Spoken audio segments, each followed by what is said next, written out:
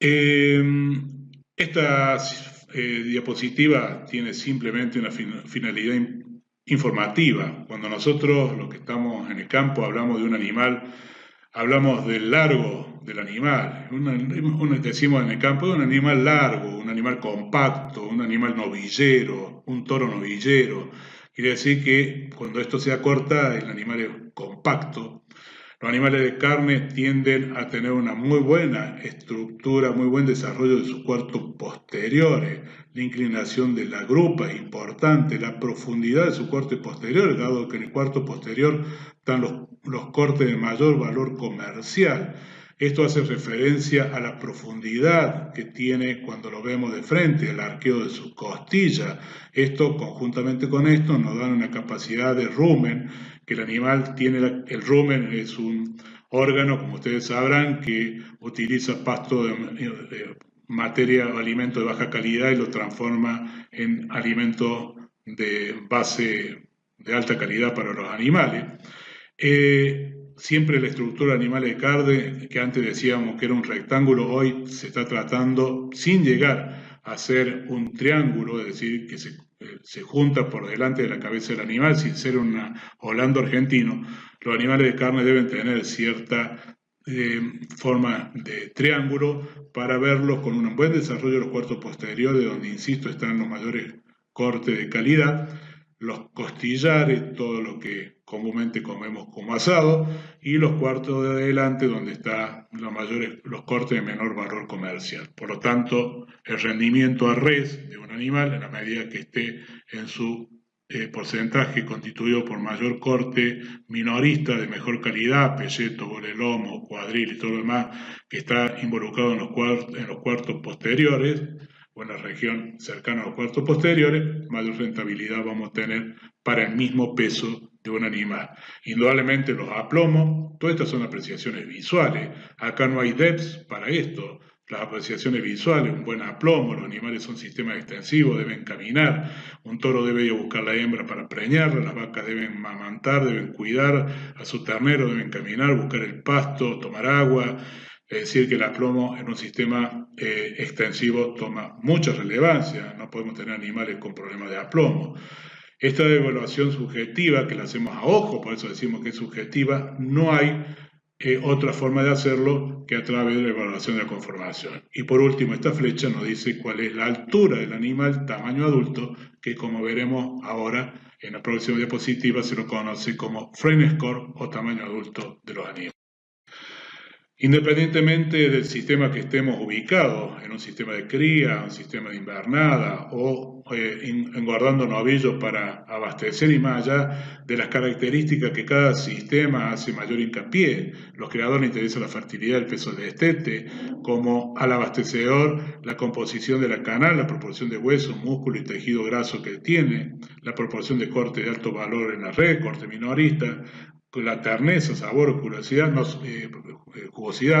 Nosotros como ingenieros agrónomos, ingenieros zootecnistas, debemos siempre pensar, por más que estemos situados en una etapa o en un sistema productivo, debemos estar involucrados en todo esto, ¿no? Desde la gestación del ternero a la faena de novillo. Simplemente tengo por finalidad, y dado que es el último teórico, abordar algunas diapositivas que creo que son de interés para que ustedes puedan analizar. Las estructuras genéticas de los rodeos nacionales asumen la forma de una pirámide, donde en la base están las cabañas elite, cabañas de alto valor genético, donde incorporan fundamentalmente animales de los mejores animales del mundo en su raza. Después están las cabañas multiplicadoras. Por ejemplo, quienes no me conocen, yo fui quien creó la cabaña Angus de la Facultad de Ciencia Agropecuaria, allá en mis tiempos cuando había entrado a la cátedra y era secretario del campo de escuela. Yo fui responsable de crear y fui director de la cabaña allá por el año 94 hasta el año 2014. Fui director de la cabaña. Son cabañas multiplicadoras donde utilizamos el semen, la genética de estas cabañas elite, las multiplicamos y mandamos al mercado o a los establecimientos, a los productores, la genética multiplicada en nuestro sistema a través de toros puros controlados de pédrigue y vaquillonas puras controladas de pédrigue, dependiendo de la raza que estemos trabajando, con garantía de preñez o sin garantía de preñez. Pero el movimiento genético siempre en esta dirección, y estas cabañas élite deben buscar cuáles son los objetivos que buscan los establecimientos para dar respuesta. Y no siempre esto pasa. A veces las cabañas élite están muy enfocadas a zonas de la pampa húmeda, zonas muy favorables de nuestro país, donde no siempre los reproductores que nosotros podemos encontrar en las grandes exposiciones nacionales pueden cruzar o abarcar esa frontera que ha hecho la agricultura, donde ha llevado a la ganadería a zonas cada vez más desfavorables. Por eso, la genética que nosotros necesitamos en un sistema de producción no es la mejor genética, sino la genética que necesitamos. Y allá hace un tiempito atrás dijimos cuál es el mejor toro. Y el mejor toro es el que nosotros necesitamos.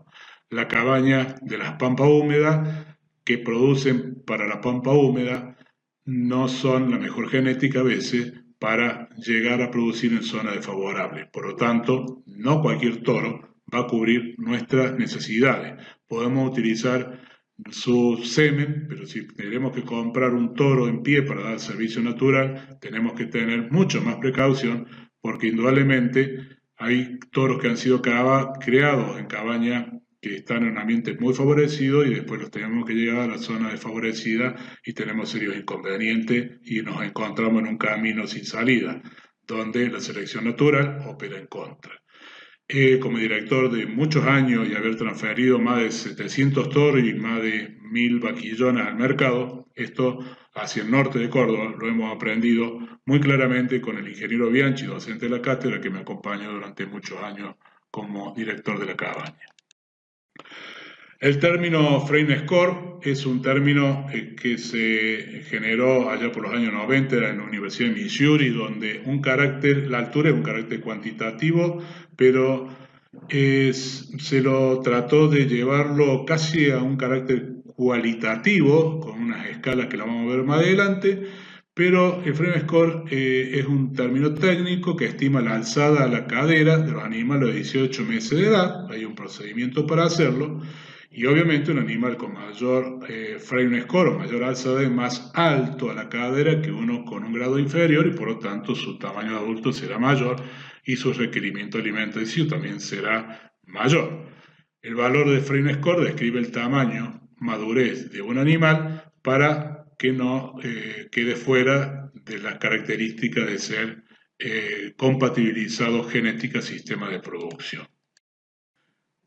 En la Universidad de Missouri en el año 90, en la primera columna se puso la edad de los animales, de 5 hasta los 21 meses, y en la primera fila están los frames, frame 1, 2, 3, 4, hasta el frame 9, y esto, uno, el destete, a los 6, 7 meses, midiendo la altura de la cadera, por ejemplo, con un frame vamos a poner como ejemplo 106 centímetros, podemos hacer, si el crecimiento es lineal, que cuando tenga 21 meses ese animal va a estar con una altura de 130 centímetros y va a corresponder como tamaño adulto frame 4.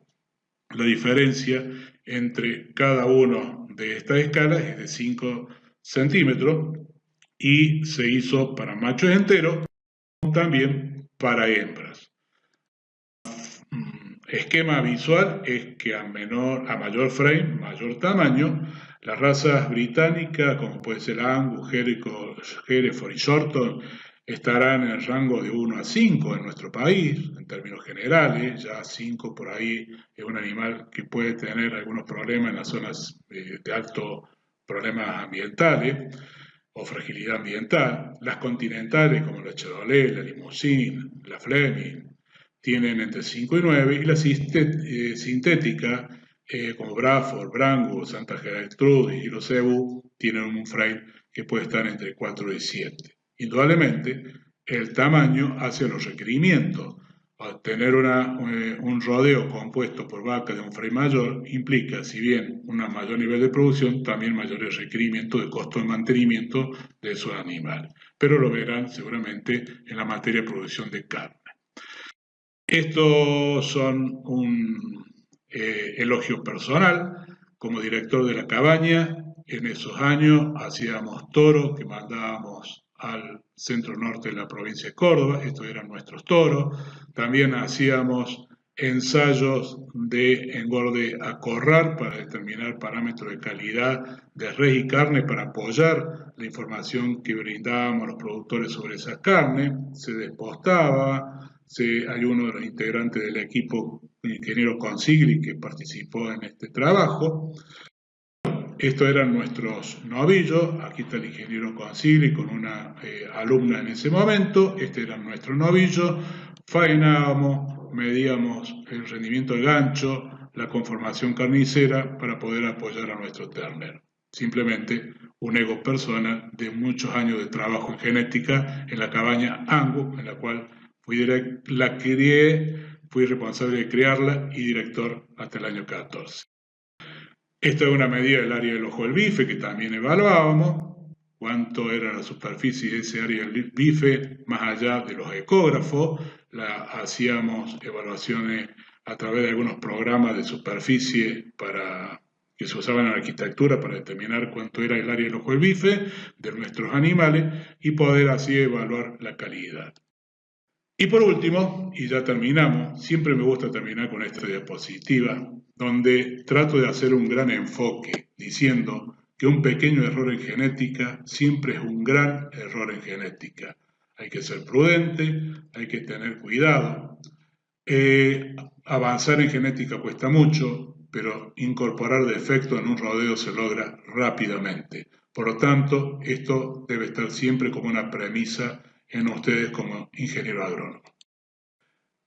Hasta acá hemos llegado con estos teóricos. Ha sido un gusto poderlo dar el primer año que lo damos en esta virtualidad. Como profesor titular y coordinador de la cátedra, espero poder haber hecho algunas exposiciones claras, y si no, con los Meet y con los horarios de consulta, daremos respuesta a las necesidades que ustedes vayan teniendo. Ha sido un gusto nuevamente y seguramente en algún momento y cuando volvamos a la presencialidad nos veremos personalmente. Muchísimas gracias por el tiempo que me han brindado y por el tiempo que he tenido para poder abordar los conocimientos básicos que a mi entender deberían estar dentro del teórico. Muchísimas gracias.